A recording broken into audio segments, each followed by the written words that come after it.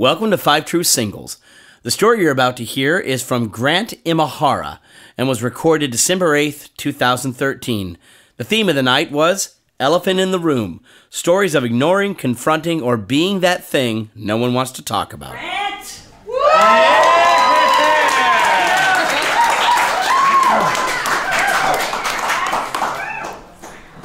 Robots!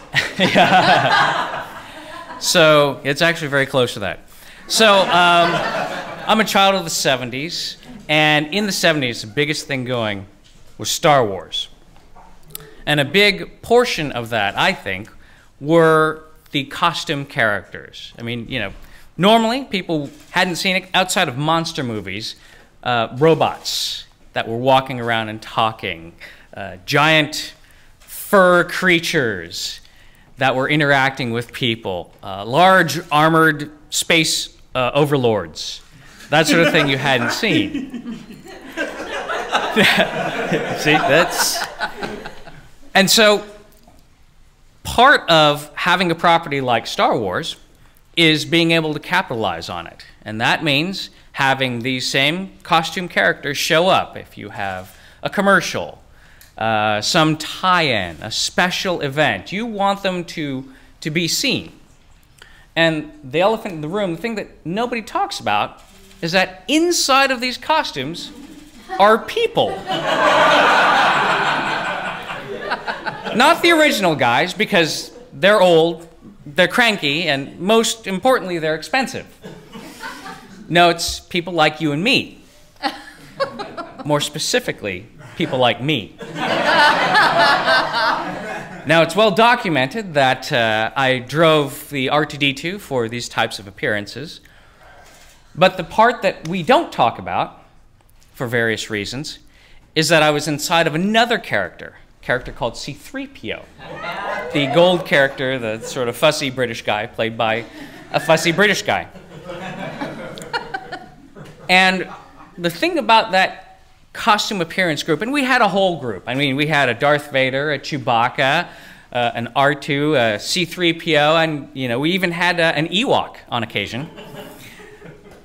But the thing about that whole group is that Lucasfilm, much like the Impossible Mission people, if your identity were found out, they would disavow you. No, there's nobody inside of that suit. That's an actual robot, and that's a walking Wookiee creature from the planet Kashyyyk. So for a long time, it wasn't known, but we went all over the world. We went to Australia, Mexico, Japan. We sold cars in Japan for whatever reason. I don't know why the robots would sell cars, but they did. And we had this kind of traveling band of people. The appearance, and this went on for 10 years. I did this on the side. And, you know, it was convenient for the company because I was already an employee. I was already covered by the non-disclosure agreement, and I fit the suit. So, but the appearance that stands out in my mind in all those years is one for the re-release of Star Wars. This is the one where George went back and fixed a few things. And so I know, and so they were having a huge premiere. This is a red carpet premiere. The international premiere in Westwood. And it was at the Man Bruin Theater at about 10 o'clock in the morning. Blazing sun.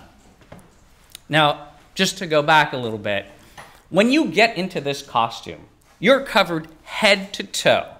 This is in fiberglass and vinyl, and there's no breathing except through a very small mouth hole, the size of your thumb.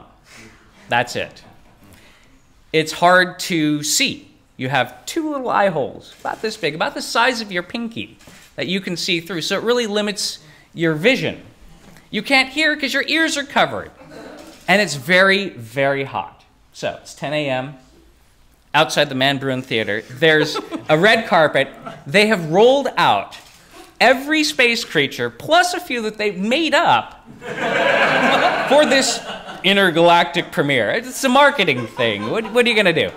So they're all marching around, and we're there. It's me, SC3PO, R2D2, Chewbacca, Darth Vader. We're waiting to take a picture for the cover of Time magazine. They told us it was going to be the cover of Time magazine. And we're waiting for Carrie Fisher and Mark Hamill and Harrison Ford to show up so we can have this, this big anniversary picture. And so I'm out there in the sun, inside of this costume for 15, 20 minutes. It goes on. But in the meantime, while we're waiting for them, all kinds of other celebrities are coming in, and they're walking in one by one, and they invited everyone in LA. This is anybody who's a Star Wars fan, come to this thing because it's going to be huge. You're going to want to see it. So I started to see people, and again, child of the 70s, huge Star Wars fan. I had the sheets, the lunchbox, all the action figures. I had the Millennium Falcon. I had everything. I'm in my C-3PO costume, and I see Carrie Fisher, Princess Leia. Now, I don't know if you know Carrie Fisher, but she's the kind of person who will see an elephant in the room, walk right up to that elephant and pull its trunk, which is exactly what she did to me. And I'm like, oh my God, it's Carrie Fisher. And she's coming towards me. And this is a tremendous thing because all of these famous actors and athletes, and they're all coming up because they're really excited to see me and take a picture with me. And here's Carrie Fisher, and she walks in with Sharon Stone, who she was palling around with at that time. And I'm like, oh my God, it's Carrie Fisher. Okay, be cool, be cool. And so she sees me, and she starts walking up to me, and she does this kind of sideways tilt. And I'm like, oh my God, she's going to talk to me. She's the only person in all the time that I ever was in that costume in public that knew exactly where to look in my eyes. So Carrie Fisher leans forward, and she goes, who are you? Because she knew Tony Daniels was going to be sweating his ass off in that suit for a half an hour. And I'm like, this is my moment.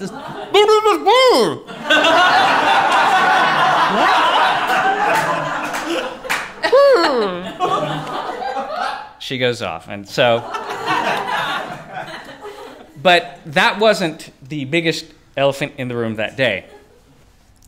Because if you grew up in Los Angeles, I'm a Los Angeles native, in the 80s, there was a dynasty here, an athletic dynasty, the Los Angeles Lakers.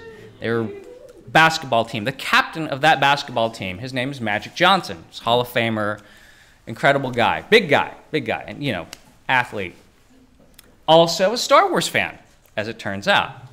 So he was here at the premiere, and he sees me. He's like, oh my God, C-3PO, I need to take a picture with you. I'm like, cool. Now, bear in mind, again, Magic Johnson, he's like 6'8", big guy. C-3PO, I'm, C-3PO height, not that tall. And again, I can't really see much. All I have are these two little eye holes. I can't see anything down here. But anyway, he's like, oh my God, C-3PO, I got to take a picture with you. I'm so glad to meet you. And he puts his hand out to shake my hand. And without even thinking, instinctively, I put my hand up, which nearly touches his crotch. Thank God the man is an athlete with quick reflexes. And that is the time I nearly touched Magic Johnson. Thank you very much.